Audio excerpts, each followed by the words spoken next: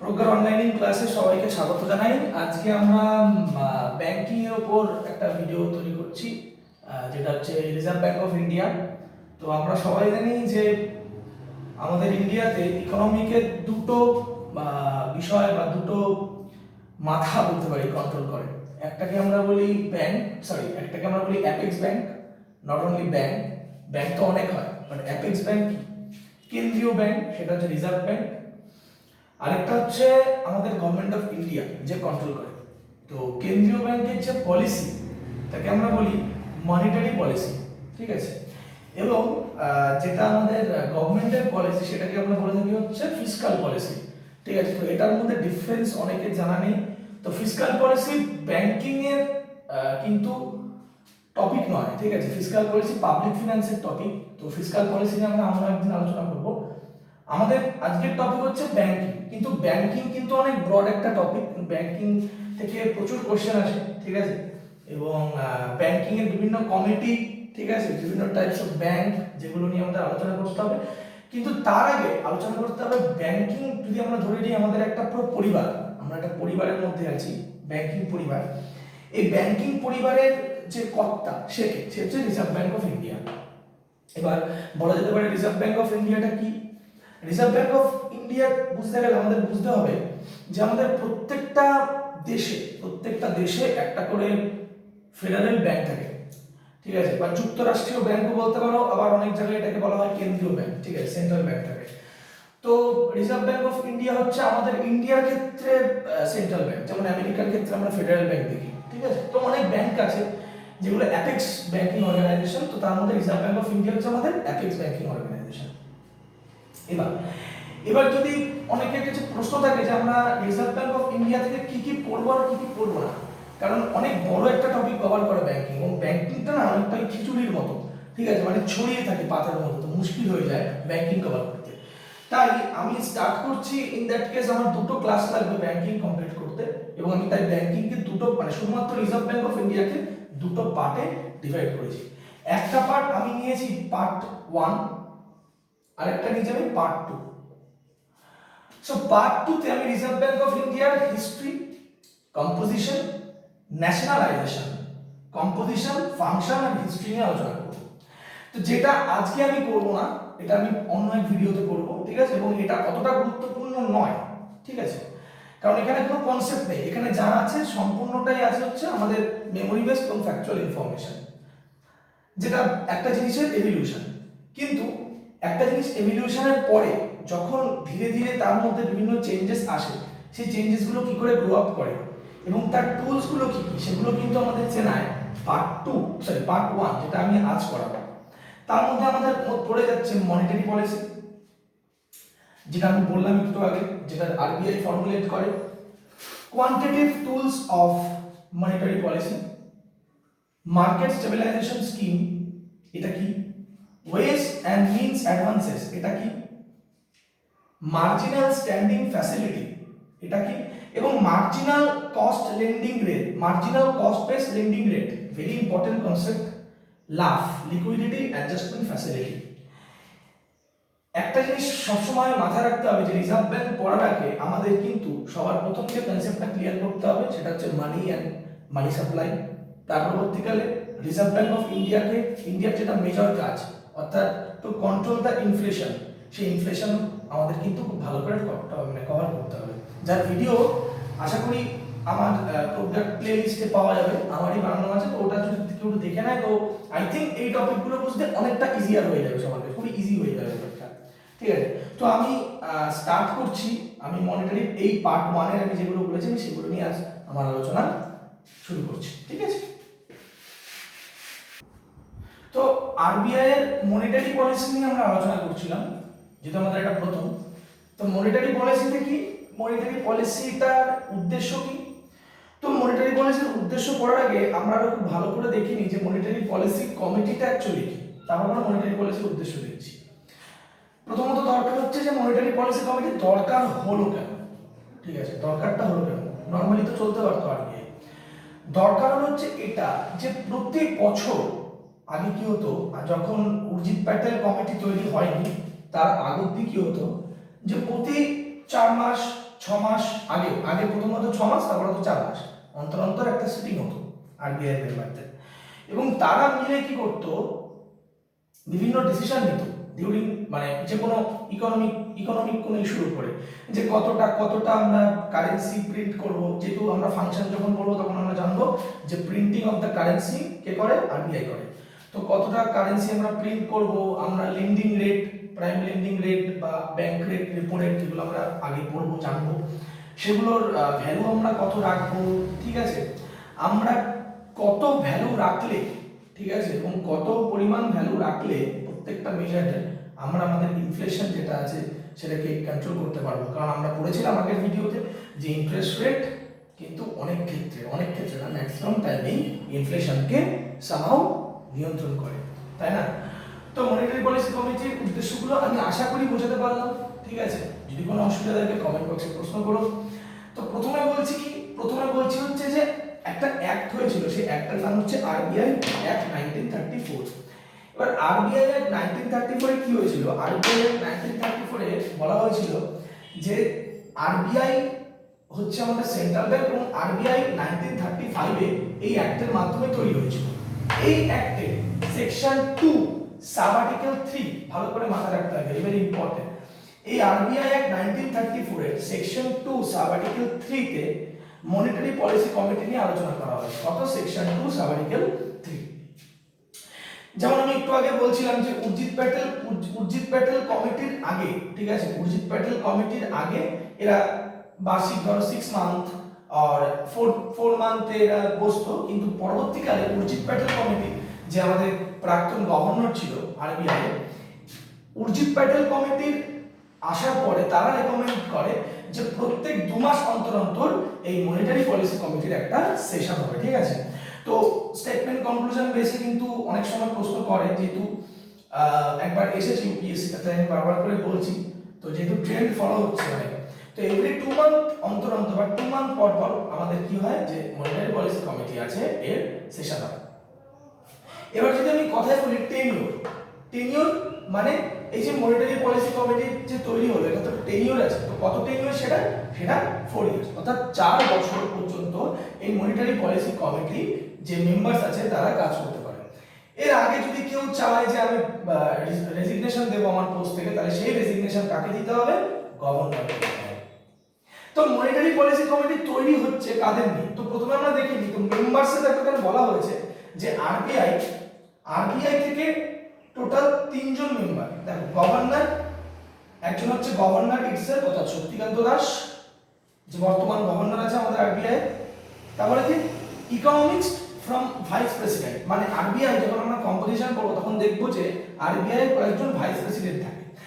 তো এই যে ভাইস প্রেসিডেন্ট আছে, যে কোনো ভাইস প্রেসিডেন্ট নয়, তাকে একজন ইকোনমিস্ট হতে হবে। যেমন রিসেন্টলি যদি কেউ কারেন্ট অ্যাফেয়ার্সের সাথে একটু লিঙ্ক আপ থেকে দেখো, তাহলে জানতে পারবে একজন বিশেষ ভদ্রলোকের নাম, তার নাম হচ্ছে ভাইরাল আচার্য, VIRAL। নামটা আমি একটু লিখে দিই, কারণ নামটা কারেন্ট অ্যাফেয়ার্সের জন্য খুব গুরুত্বপূর্ণ। নামটা হচ্ছে VIRAL ACHARY। ইনি সামাও এখন মনে হয় উনি পদত্যাগ করেছেন। ইনি কিন্তু মনিটারি পলিসি কমিটির একজন মেম্বার ছিলেন, ঠিক আছে, এবং আমার মনে হয় ইনি পদত্যাগ করেছে বলেনি ইনি নিউজে ছিলেন যতদূর মনে হচ্ছে। সো শুধু দেখে নিও সবাই। তো এক্সিকিউটিভ ডিরেক্টর একজন থাকবে, কি আরবিআই নিযুক্ত করবে, এন্ড সে হবে এক্সিকিউটিভ ডিরেক্টর। তাহলে আরবিআই কজনকে নিয়োগ করছে মনিটারি পলিসি কমিটিতে? 3 জনকে। টোটাল মেম্বার কজন হতে পারবে? 6 জন। কিন্তু আরবিআই কজনকে নিয়োগ করবে? 3 জনকে। কে? তার মধ্যে 3 জন কে থাকবে? Governor, economics from vice president, মানে ভাইস প্রেসিডেন্ট যিনি হবে তার ইকোনমিক্সের নলেজ থাকার দরকার হবে। থার্ড হচ্ছে এক্সিকিউটিভ ডিরেক্টর।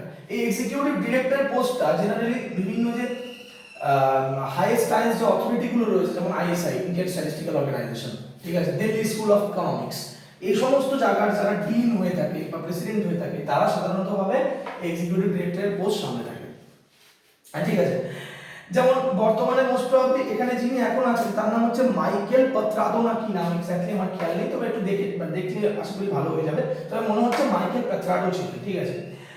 তো এর পরবর্তীকালে আর যে বাকি remaining three are appointed by the government of India. অর্থাৎ দেখো, খুব ইম্পর্টেন্ট জিনিস, যদি কখনো স্টেটমেন্ট কনক্লুশনে কোশ্চেন করে যে the total member the total number of member in the monetary policy committee as nominated by the RBI is 6. সেটা কি একটা কারেক্ট স্টেটমেন্ট হয়ে যাবে? না, সেটা একটা রং স্টেটমেন্ট হয়ে যাবে। কেন? কারণ আমরা জানি আরবিআই তিনজনকে করে, কে কে? একজন গভর্নর, একজন ভাইস প্রেসিডেন্ট যার ইকোনমিক্সে নলেজ থাকবে, আর একজন হচ্ছে এক্সিকিউটিভ ডিরেক্টর। কিন্তু বাকি যে রিমেইনিং 3 আছে তাদেরকে কিন্তু নিয়োগ করছে গভর্নমেন্ট অফ ইন্ডিয়া, বা ভাইস ভার্সাও করতে পারে, যে all the member of the monetary committee are employed বা are nominated or appointed by the government of India. So that should be a incorrect statement. এটা কিন্তু একটা incorrect statement হয়ে যাবে। তাহলে কারেক্ট স্টেটমেন্ট কোনটা হয়ে যাবে? যে টোটাল মেম্বার 6 জনই থাকবে, কিন্তু টোটাল যে 6 জন মেম্বার তাদেরকে ভাগ করা, অর্থাৎ 50% করে আরবিআই এন্ড 50% করে গভর্নমেন্ট অফ ইন্ডিয়া। এবার আমরা যদি ঠিকঠাক করে আরেকটু দেখি যে মনিটারি পলিসি কমিটির মধ্যে আর কি কি জিনিস পড়ে। মনিটারি পলিসি কমিটির মধ্যে এরপরে যদি আমার মনে হয় না আমি কিছু মিস করেছি, তবে মনে হয় এটুকু পড়লে হয়ে যাবে। 2016 এ একবার এখান থেকে কোশ্চেন এসেছিল, যে মেম্বারদের কম্পোজিশন নিয়ে কিন্তু একবার কোশ্চেন এসেছিল। সো এই জায়গাটা একটু ভালো করে সবাই দেখে নিও, ঠিক আছে? আমার মনে হয় না আর কোনো ডাউট থাকার প্রয়োজন আছে, ঠিক আছে? তো আমরা পড়ছিলাম আমাদের সেকেন্ড যে টপিক কি আছে, quantitative tools of monetary policy. অর্থাৎ দেখো মনিটারি পলিসির দুই ধরনের টুলস হয়, একটা হচ্ছে কোয়ালিটেটিভ মনিটারি টুলস, একটা হচ্ছে কোয়ান্টিটেটিভ টুলস। তো কোয়ালিটেটিভ টুলস এর বোঝানোর কিছু নেই, ঠিক আছে? তো আমি এর জন্য কোয়ান্টিটেটিভ টুলসটা বেশি নিয়েছি, ঠিক আছে? নেক্সট ভিডিওতে আমি কোয়ালিটেটিভ টুলস সম্পর্কে একটু আলোচনা করব, ঠিক আছে? তো দরকার নেই কোয়ালিটেটিভ টুলস অত গুরুত্ব দিয়ে পড়ার। পরীক্ষায় কোশ্চেন আসবে, যদি কোশ্চেন আসে যে which of the following is a qualitative tools, ঠিক আছে? তো যদি এইগুলো অপশনে থাকে তো তুমি ইজিলি এলিমিনেট করতে পারবে। Suppose bank rate, reverse repo rate, marginal standing facility, আর একটা দিয়ে দিল তোমার qualitative rate. Suppose marginal required rate, এটা একটা কোয়ালিটেটিভ রেট। তো তোমরা এই তিনটাকে জানো, এই তিনটা কি? এই তিনটা হচ্ছে কোয়ালিটেটিভ টুলস।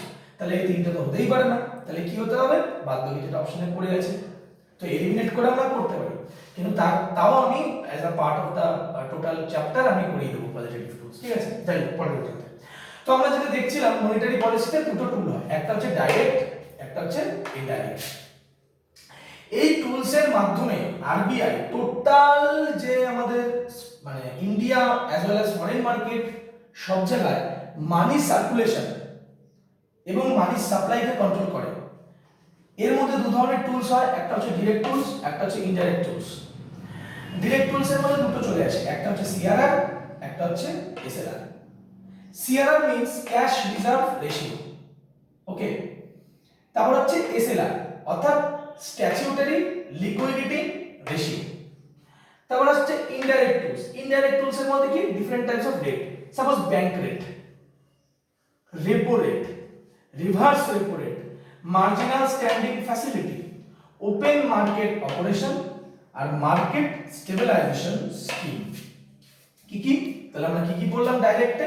ডাইরেক্টে আমরা দুটো বললাম, একটা সিআরআর, একটা এসএলআর। যেমন এভাবে হয়তো কোনো বইতে নেই, ঠিক আছে? সো আমি বলছি যে ডিরেক্ট এবং ইনডাইরেক্ট ভাবে অঙ্ক দিতে পারে which of the following is the direct tools of the monetary policy।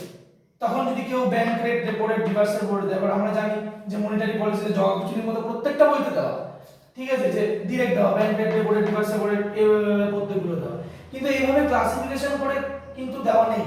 তো এটাকে একটুখানি আমি বলবো যদি একটু লেখা হয় বা লিখে নেওয়া হয় তাহলে খুব বেটার হয়। লিখে নিও একটু যে ডিরেক্ট টুলসের মধ্যে আমরা কি কি পাচ্ছি, বারবার করে বলছি সিআরআর, এসএলআর, আর ইনডাইরেক্টের মধ্যে আমি কি কি পেয়ে যাচ্ছি, bank rate, repo rate, reverse repo rate, marginal standing facility, open market operation, market stabilisation. এবার আমি করব কি, আমি এবার প্রথমে আমি সিআরআর আর এসএলআরটাকে একটু বুঝিয়ে নিই আলাদাভাবে, তারপর আমি ঢুকছি ইনডাইরেক্টের মধ্যে, ঠিক আছে?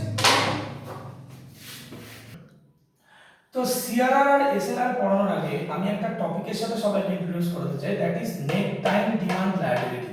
কি? Net time demand liability. Net মানেই আমাদের মাথায় একটা চলে আসে, যদি আমরা বাংলায় দেখি তো অন্তর্ফল, সাপোজ নিট জিনিসটা, ঠিক আছে? র জিনিসটা একদম। তো এখানে দেখো আমি এটাকে একটুখানি ফ্লোচার্টের মাধ্যমে বোঝানোর চেষ্টা করেছি। তো ব্যাপারটা এক্স্যাক্টলি কি? এক্স্যাক্টলি ব্যাপারটা কিছুই না, ব্যাপারটা একটু বোঝার চেষ্টা করো। দেখো এটা ব্যাংক, ধরো এটা একটা ব্যাংক আছে। এবার ব্যাংকে অ্যাসেট তুমি কি করছো, ব্যাংকে অ্যাসেট তুমি রাখছো অ্যাজ আ কি, তুমি তোরা ডিপোজিট করছো ব্যাংকে কিছু, সাপোজ তুমি ব্যাংকে কিছু ডিপোজিট করলে। এবার ব্যাংকের একটা, যখন তুমি ব্যাংকে কিছু ডিপোজিট করে দিলে ব্যাংকে তোমার থেকে লায়াবিলিটি ক্রিয়েট হয়। আমি প্রথম ভিডিওতে বলেছিলাম অ্যাসেট কি লায়াবিলিটি কি, ঠিক আছে। তো লায়াবিলিটির কথার অর্থ হচ্ছে দায়, ঠিক আছে। তো তুমি সঙ্গে সঙ্গে ব্যাংকে তুমি টাকা জমা দেওয়ার সঙ্গে সঙ্গে ব্যাংক কি করবে, ব্যাংকের একটা লায়াবিলিটি ক্রিয়েট করবে। এবং এই লায়াবিলিটি ক্রিয়েট করাটার মানেটা কি, যে ব্যাংক ইন দা মানে ভবিষ্যতে ব্যাংক কি করবে, in the future, near future, ব্যাংকের কাছে যদি তুমি টাকা চাইতে আসো তাহলে ব্যাংক তোমাকে কি করবে, সে টাকাটা শোধ দেবে with interest. That is the liability of the bank. তোমার টাকা যখন তুমি যখন ব্যাংকে টাকা জমা দিচ্ছ, ব্যাংক তো টাকা খাটাবে অন্য জায়গায়, তো ব্যাংকের ইনকাম কোথায়, ব্যাংকেও তো ইনকাম করতে হবে। তো ব্যাংক কি করবে, সেটাকে মানে ব্যাংকের লায়াবিলিটি ক্রিয়েট হবে যে আমার উপরে মানে আমার মধ্যে যে অ্যাসেট রাখা হচ্ছে সেই অ্যাসেটটা যেন আমি ঠিক সময় দিতে পারি। তো এই যে লায়াবিলিটি, ব্যাংকের যে লায়াবিলিটি ক্রিয়েট হয় এটাকে আমরা দুভাগে ভাগ করি, একটা ডিমান্ড লায়াবিলিটি, একটা টাইম লায়াবিলিটি। কি, একটা ডিমান্ড লায়াবিলিটি, একটা টাইম লায়াবিলিটি। তো ডিমান্ড লায়াবিলিটির মধ্যে দু ধরনের অ্যাকাউন্ট হয়, one is savings account and one is current account, savings account, current account. আর টাইম লায়াবিলিটির মধ্যে একটা অ্যাকাউন্ট হয় যেটা আমরা বলি ফিক্সড ডিপোজিট। এবার বোঝার চেষ্টা করো, ডিমান্ড লায়াবিলিটি মানে কি, ধরো তুমি যখন ডিপোজিট করলে, ধরো তুমি মে মাসে ধরো তুমি কিছু টাকা ডিপোজিট করেছো ব্যাংকে, তো তুমি জুনে গিয়ে সেটা তুলে আনতে পারবে। বা তুমি মে মাসের 2 তারিখে ধরো তুমি জমা দিলে, তুমি মে মাসের 10 তারিখে গিয়ে জমা মানে তুলে আনতে পারবে। মানে বাংলা কথা, তোমার যখন ইচ্ছা তখন গিয়ে তুমি টাকাটাকে উইথড্র করতে পারবে কারেন্ট আর সেভিংস অ্যাকাউন্টে যদি তুমি রাখো। অর্থাৎ এটা একটা কি, ব্যাংকের এটা কি ধরনের লায়াবিলিটি, ব্যাংকের একটা ডিমান্ড লায়াবিলিটি।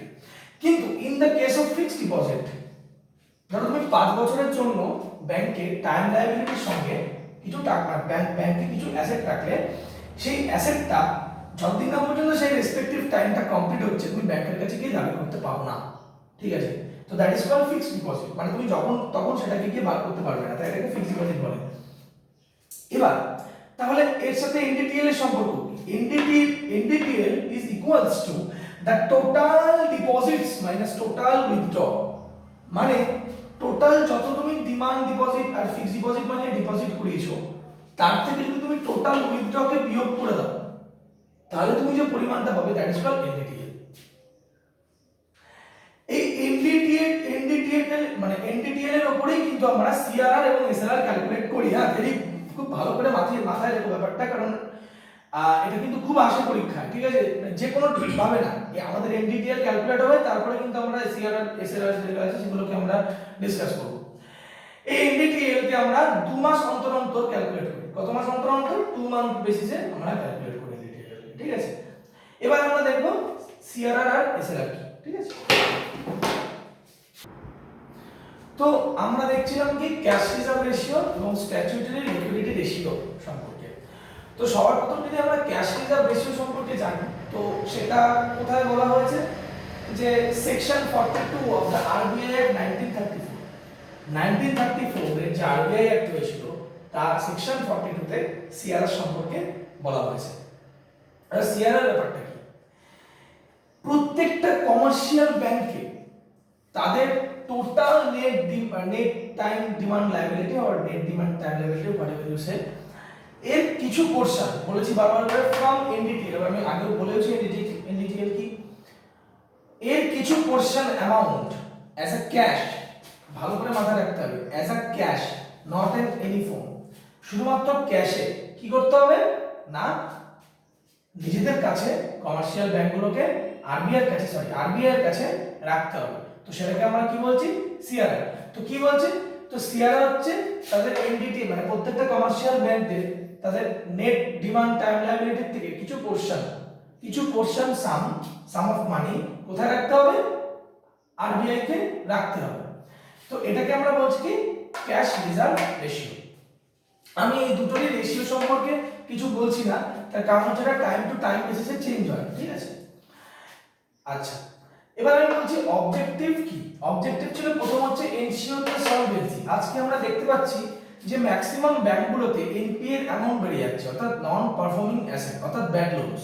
মানে সাপোজ আমরা দেখতে পারি যে কিছুদিন আগে আমরা খবরেও পড়েছিলাম যে গভর্নমেন্টের যে খাতা আছে তাতে অলমোস্ট তাদেরকে 69,000 crore মতো তাদেরকে ব্যাড লোনের অ্যামাউন্টে চলে গেছে। মানে ওইগুলো আর কি হবে, টাকাগুলো আর আসবে না, বিজয় মালিয়া, ঠিক আছে, চলে গেছে, মানে টাকা আমাদের ভারতবর্ষের অনেক টাকা নিয়ে চলে গেছে। সিমিলারলি বাংলা কথা বলতে টাকা তো মেরেই চলে গেছে, ঠিক আছে, খারাপভাবে বলতে গেলে মেরেই চলে গেছে বিজয় মালিয়া, সেগুলো আর ফিরে আসবে না, তাই না?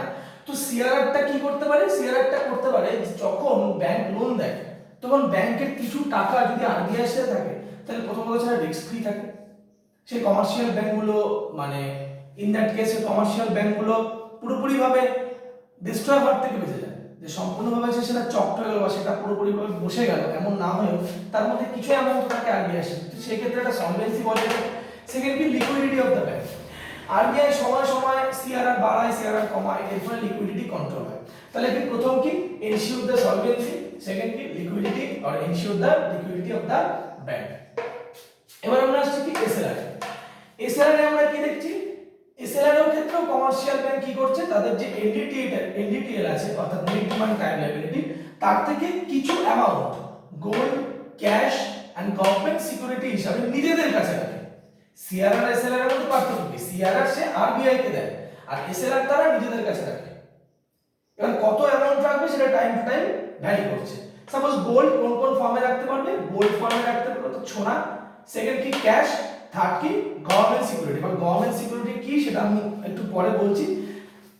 তো এর অবজেক্টিভ গুলো কি কি? প্রথম হচ্ছে check the expansion of credit. Check the expansion of credit. যখন ব্যাংকের কাছে এসএলআর কমে যায়, আমি বলছি কি হতে পারে, তো তখন কি হবে? ব্যাংক তো বেশি বেশি করে লোন দেবে, কারণ তার কাছে বেশি টাকা রাখবে না, ব্যাংক কি করবে? টাকা খাটাবে। যখন এসএলআর কমিয়ে দেয়, আরবিআই কমিয়ে দেয় এসএলআর, তখন কি হয়? ব্যাংকের কাছে প্রচুর টাকা হয় আর ব্যাংক সেটা লোনে দেয়। তাই কি সময় সময় যখন মার্কেটে লিকুইডিটি বেড়ে যাচ্ছে তখন আরবিআই কি করে? এসএলআর বাড়িয়ে দেয়, আর এসএলআর বাড়িয়ে দেওয়ার ফলে কি হয়ে যায়? The expansion of the credit, একটা এক্সপেনশন অফ যে ক্রেডিট আছে যেটা আছে তার উপর একটা চেক আছে, অর্থাৎ একটা প্রতিরোধ ক্ষমতা আসে। সেকেন্ড কি ensure the solvency of bank as it is in CRR. Third কি to fuel the growth of the demand, অর্থাৎ যে যদি আরবিআই বা ইকোনমিক গ্রোথ হতে পারে যদি নাকি এসএলআর কখনো কখনো কমিয়ে দেওয়া হয়। সাপোজ এসএলআর যদি কমিয়ে দেয় তো আরবিআই কি করবে? মানে ব্যাংকগুলো কি করবে? প্রচুর পরিমাণে ইনভেস্ট করবে মার্কেটে। তো মার্কেটে যদি প্রচুর পরিমাণে ইনভেস্ট করে তো মার্কেটে কি হবে? ইন দ্যাট কেস সেটা শেয়ার মার্কেট হোক, ক্যাপিটাল মার্কেট হোক, যে কোনো মার্কেট হোক না, সেখানে কি হবে? এটা সে টাকাটা ধীরে ধীরে একটা টাইমের পরে ইকোনমিক গ্রোথ করবে, তাই না?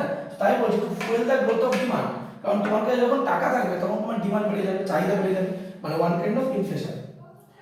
Compel bank to invest on the government security, ব্যাংককে বারবার করে এটাই মানে বোঝানো যে তোমরা গভর্নমেন্ট সিকিউরিটিতে ইনভেস্ট করো, তার কারণ গভর্নমেন্ট সিকিউরিটিতে ইনভেস্ট করা ইজ মাচ সেফ, ঠিক আছে? ওকে, ক্লিয়ার?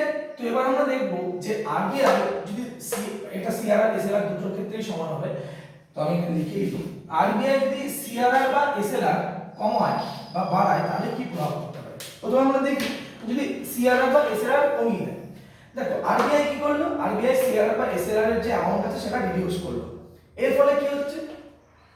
মানে বাংলা কথা, সাপোজ ধরো আমি আরবিআই আছি, আমি আমার এক বন্ধুকে বললাম যে ভাই তুই যে টাকা জমিয়েছিস সেটার পরিমাণ কমিয়ে দে।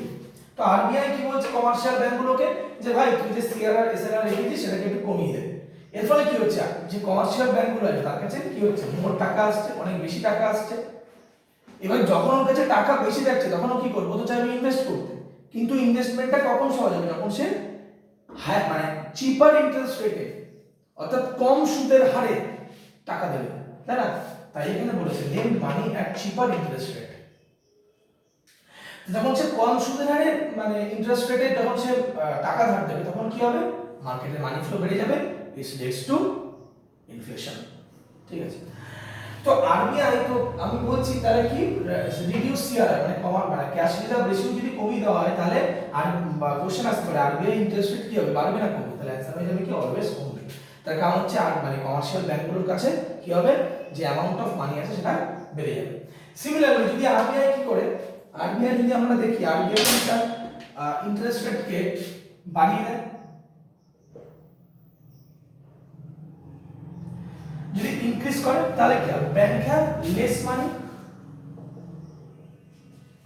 তাহলে কি আলটিমেটলি তোমার কাছে কম টাকা আছে এবং তুমি কি করবে? সেটাকে তুমি তো ধার দিতে পারছো না। তো তো ধার যখন বা তুমি যদি ধার দিতেও চাও তাহলে তোমাকে কি করতে হবে, তোমার প্রফিটটাকে ম্যাক্সিমাইজ করার জন্য তোমাকে কি করতে হবে, তোমাকে যে টাকাটা তুমি ধার দিচ্ছ সেটাকে হায়ার ইন্টারেস্টে দিতে হবে। কারণ ব্যাংক বা যে কোনো ফিনান্সিয়াল ইনস্টিটিউশন কি চাইবে, প্রফিট ম্যাক্সিমাইজেশন। তো প্রফিট ম্যাক্সিমাইজেশনের জন্য যদি আমার কাছে কম টাকা থাকে এবং আমি যদি হায়ার ইন্টারেস্ট রেটে টাকা থাকে তাহলে কি হবে, আমার প্রফিটটা ম্যাক্সিমাইজেশন হয়ে যাবে। ঠিক আছে, তো এরপরে ধরো আমরা আসছি, আমরা কমপ্লিট করলাম আমাদের আরবিআই এর ডিরেক্ট মনিটারি টুলস গুলো। এবার আমরা যাব হচ্ছে আরবিআই এর যে ইনডাইরেক্ট মনিটারি টুলস গুলো আছে। ঠিক আছে,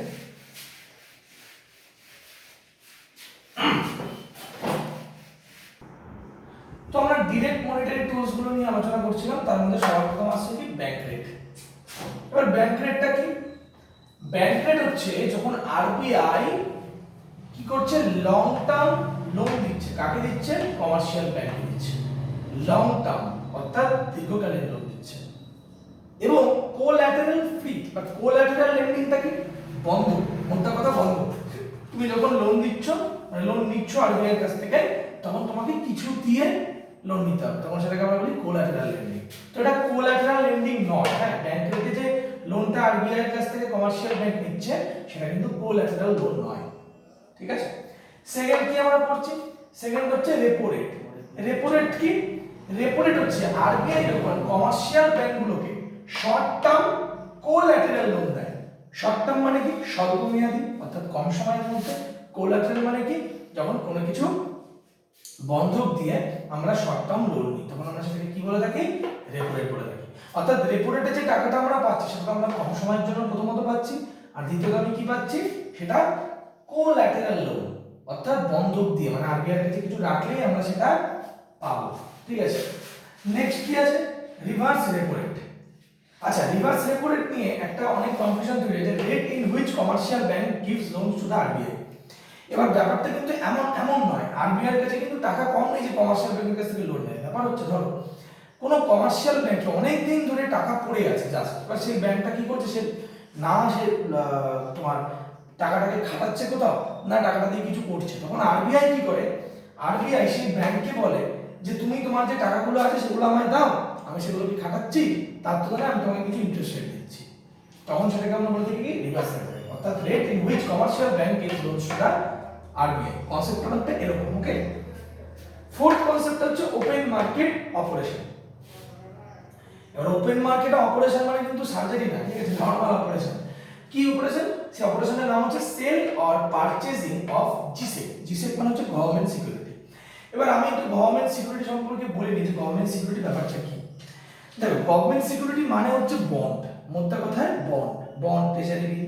এবার বন্ড জিনিসটা কি সেটা যখন আমরা ফিনান্সিয়াল মার্কেট করবো তখন আমরা জানতে পারবো, কিন্তু তার আগে যদি একটুখানি জেনে নিই যে বন্ড হচ্ছে গভর্নমেন্ট যেগুলোকে সেন্ট্রাল গভর্নমেন্ট হতে পারে, স্টেট গভর্নমেন্ট হতে পারে, বা কোয়াসি গভর্নমেন্টাল বডি হতে পারে। সাপোজ কোনো পাবলিক সেক্টর ইউনিট হতে পারে, কোয়াসি গভর্নমেন্টাল বডি, আধা যুক্তরাষ্ট্রীয় মানে আধা সরকারি বাংলা কথা, এমন হতে পারে।